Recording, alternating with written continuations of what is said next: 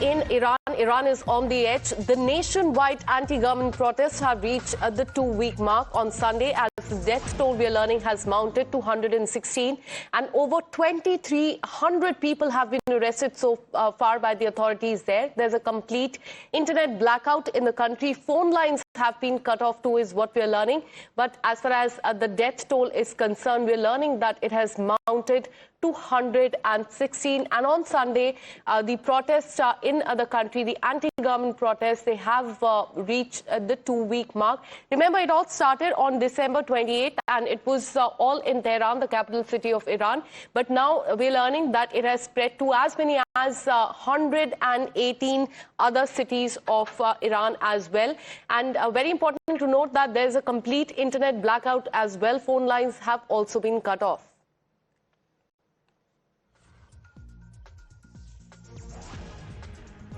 Well, that remains the situation in Iran. It is currently on the edge. We're learning that as many as 2,600 people have been detained so far as the anti-government protests are concerned.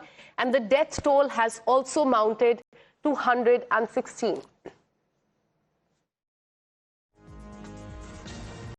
To my colleague Rishabh, who's been tracking all the details. Rishabh, Iran is on the edge. We're learning that Sunday marks 2 weeks since the protests have started. But unfortunately, the death toll has mounted to 116. Take us through what is happening there right now.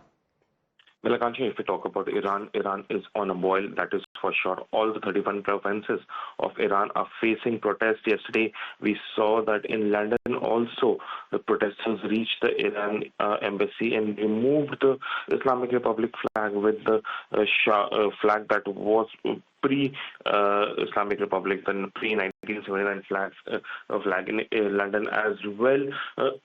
The protests have turned violent. There have been 116 casualties, and these are casualties that have come in from the activists' estimates. As of now, the official numbers are yet not out, and given that there's an internet blackout, there is a communication ban, the numbers will take time to come out as well. But this is by far one of the strongest protests that the regime has seen since coming to power after the Islamic Revolution in 1979. And Ayatollah Khamenei right now have been passing on statements.